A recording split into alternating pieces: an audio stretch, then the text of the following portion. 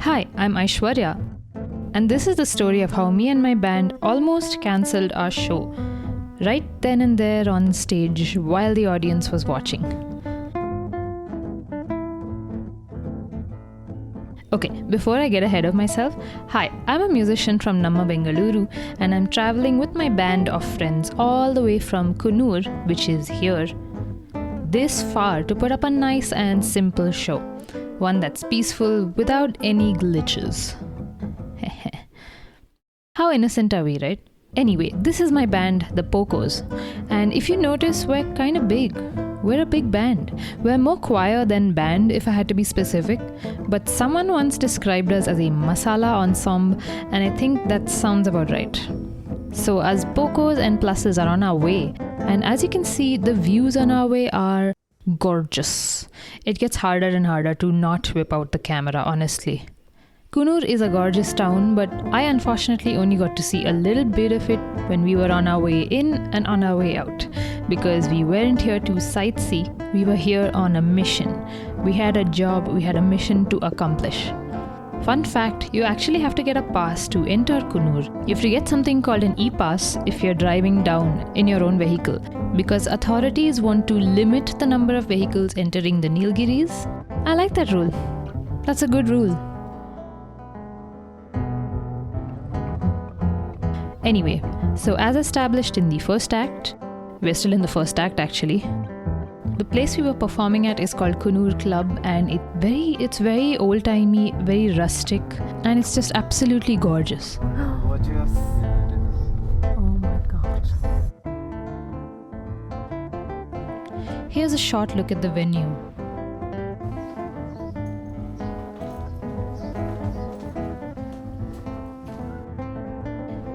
Interesting fact, this place has an indoor badminton court that converts itself to a stage and a banquet hall. Now, of course, 90% of our energy goes into rehearsing, nailing the songs, etc. But a big part of that most non-musicians don't know is that the final few days mostly goes into tech runs, stage presentation mode, entries and exits, that kind of a thing. Never-ending sound checks, of course, all taking into account the room acoustics. And depending on how large your band is, what instruments you're using, and in this case, the size of the band and the sheer scale, you do really tend to feel that time crunch.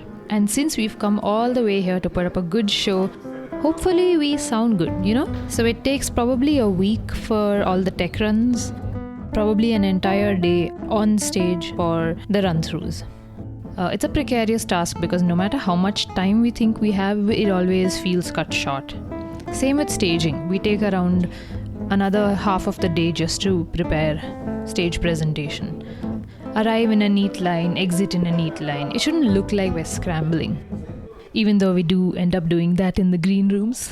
But, and it's a big but, even though you plan and organize everything and everything is scheduled, everything is on the button, on the dot, there's still a small chance that Murphy's Law will strike at the perfect time and something will go wrong. Here's a short glimpse of our short tea break.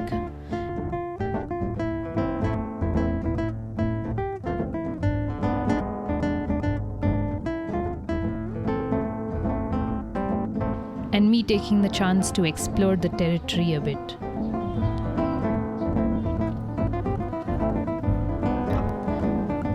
That's Kyle. He's in charge of making sure we're all on time from our short breaks. Here's a short BTS of our tech rehearsals.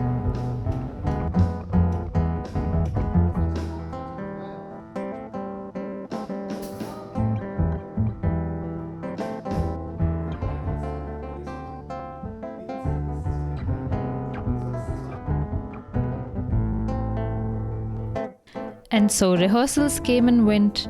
We had the instruments prepped and ready to go on stage. We had ourselves ready to go on stage well before call time, and we were just hanging out in the green rooms, waiting for showtime. Everything was going very smoothly. And that's where we get to the main story. So Murphy's Law struck at 6:50 p.m. around 10 minutes before showtime. And we're the kind of band that starts on time, 7 o'clock sharp, no delays, no matter if the audience has fully arrived or not. And despite making sure we've set up and lined the instruments, mics, sound equipment, lo and behold, the keyboard stopped working. And it wasn't a battery issue, it wasn't an electrical snag. The keyboards just decided, psych, error 404, initiate sleep mode. Permanently. So our main instrument was that particular keyboard. Without that, it's not going to work. And we're no a cappella band, okay? We need them keys. And there would have been some 8 to 10 totally defeated pianists staring at the ceiling of the green room had we continued without the piano. And the rest of us honking out abysmal notes on stage. Okay, we're not that bad, okay? But that's what it feels like when we don't have our pianists on stage with us. And our piano, of course. So that's why we're here, crowding the green room, unable to do anything but wait and watch and hope for a miracle. And speaking of miracle, a very funny thing happened at around 6-5 p.m. when we were about to cancel the whole show. Our bandmate Sean went, "Hey, that's not the keyboard that I brought." And we were all just staring at him. And before we knew it, he made a mad rush towards the exit. And he reappeared with another keyboard. And turns out there was a rogue keyboard that no one knew about, accidentally brought, just sitting in the dicky of one of the cars that we arrived in. Just pure happenstance, because Sean thought that that was the keyboard we were going to use. And so Sean's absent-mindedness, or rather present-mindedness, of coolly bringing another keyboard saved the day. And so our show started at 6:15 sharp. But hey, we're not complaining. At least there was a show, okay? And I guess the audience kind of figured that some technical issue happened on stage because they gave us more cheers when we finally showed up. So here's a small montage of how the show went.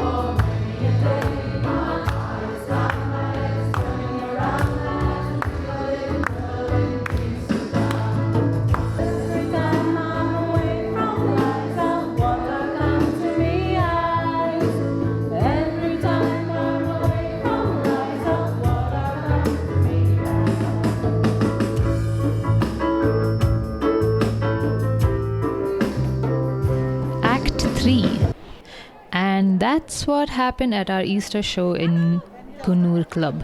Once the show was done, we greeted the crowd off stage.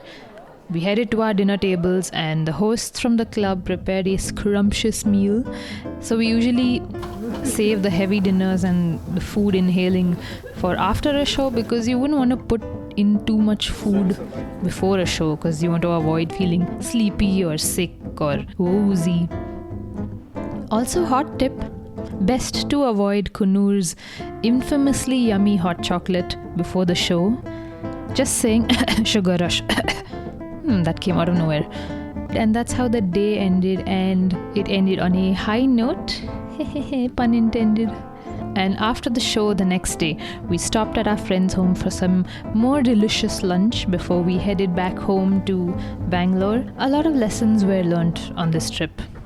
no hot chocolate before the show, keep your phones on silent during the show, and always remember to carry an extra keyboard.